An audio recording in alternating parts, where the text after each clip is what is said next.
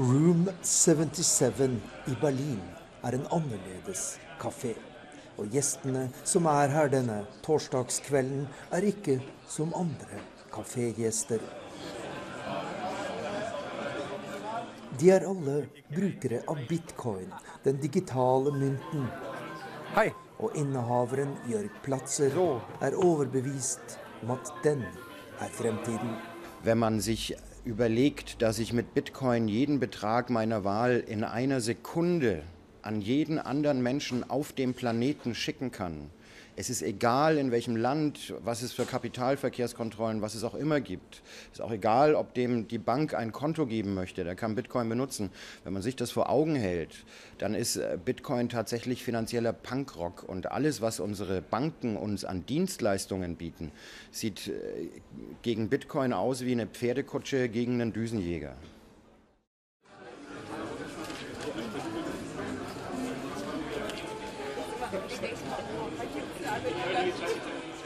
Room 77 startet med bitcoin for 3 år siden og var et av de første fysiske brukersteder i verden for den nye valutaen. Det trekker nysgjerrige fra inn- og utland som britiske Eric Garrison. Han kommet for å prøve kaféens nye bitcoin-automat. I actually wanted to work with the currency to learn about how it operates, like to execute a few transactions, to send myself some money, to buy a few small things, just to see what it feels like to use and see its sort of operating parameters, right? So I came basically because I just want a tiny bit of value in that system, and I don't want to open up an account on one of the online exchanges. It's very complicated because you have to identify yourself, right? What is Bitcoin?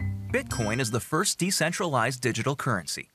Det nye med bitcoin at et nettverk av brukere på internett erstatter dagens sentralbank. Bitcoins kjøpes fra vekslingssteder på nettet omtrent som man kjøper aksjer. Og de oppbevares i en såkalt elektronisk lommebok på egen PC eller mobil. Og det stadig mer å bruke pengene på, som denne skrytevideoen viser. You can purchase video games, gifts, books, servers, and alpaca socks. Professor Raúl Rojas ved Freie Universitet her i Berlin synes bitcoin et interessant eksperiment. Han mener likevel det for tidlig å anbefale den for folk flest, etter flere tilfeller av svindel og fordi kursen svært ustabil.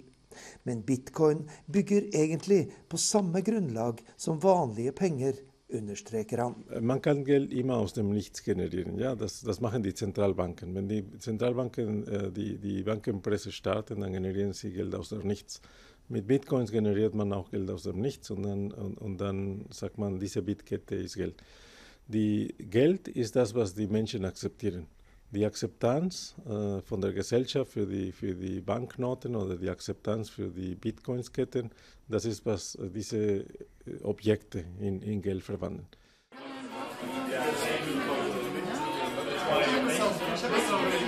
Frihet og personvern avgjørende stikkord for bitcoin-entusiastene på Room 77.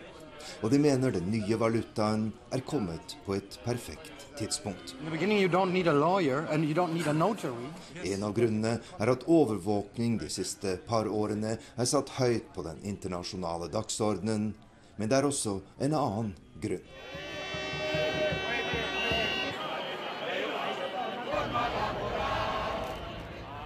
Finanskrisa som har preget Europa de siste årene, har ført til at folks tillit til banknæringen kraftig svekket.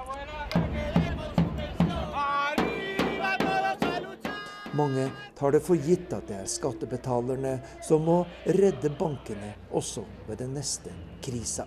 Og den nye valutaen er en protest mot dette, sier bitcoin-brukerne i Berlin. Die Menschen da draußen hassen die Banken mittlerweile. Es gibt Untersuchungen, die letzte, die ich gelesen habe, sagt 70% aller Leute gehen lieber zu ihrem Zahnarzt als zu ihrer Bank. This amount is automatically adjusted by the network. Men mange eksperter tviler på at det er noen fremtid for betalingsmidler som er uavhengige av et bankvesen og en statlig myndighet.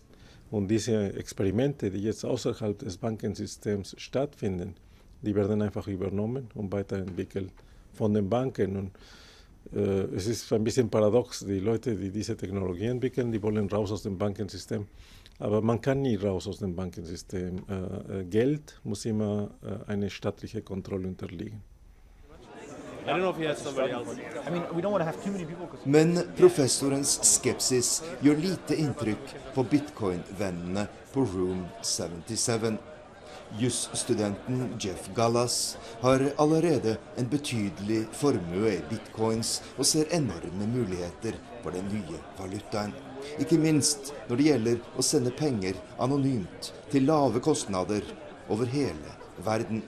Gerade im letzten Jahr, auch wieder mit dem Preisanstieg, sind viele neue Nutzer reingekommen, viele neue Firmen. Es gab viel Kapital für neue Startups, die mit Bitcoin arbeiten. Und also es wächst massiv. Und ich denke mal, wir stehen immer noch am Anfang des Wachstums. Og jusstudenten bare blåser av påstandene om at bitcoin er en døgnflue som snart kommer til å forsvinne. Bitcoin wird nicht verschwinden. Zumindest die Technologie dahinter wird auf jeden Fall nicht verschwinden, weil die ist schon weiterentwickelt und jeden Tag passiert da mehr und jeden Tag wird was drauf aufgebaut. Also Bitcoin, ich glaube nicht, dass es verschwindet, sondern es ist ja schon in unserem Leben integriert, in mehr oder weniger. Eric Garrison er klar til å bruke en bitcoin-automat for første gang. So first I scan my address. Fra mobilen oppgir han koden til sin elektroniske lommebok. So now I put in some currency. Han legger inn 20 euro, og seddelen forvandles til digitale bitcoins på telefonen. Looks like it works. Yeah, it looks like it works. I'll do it again. Og senere på kvelden kan han betale regningen med sine nyinnkjøpte bitcoins. So it would be 14.80 €. And you're going to continue with this? As much as I have use for it, I guess, right? Because you need places to actually accept this as collateral.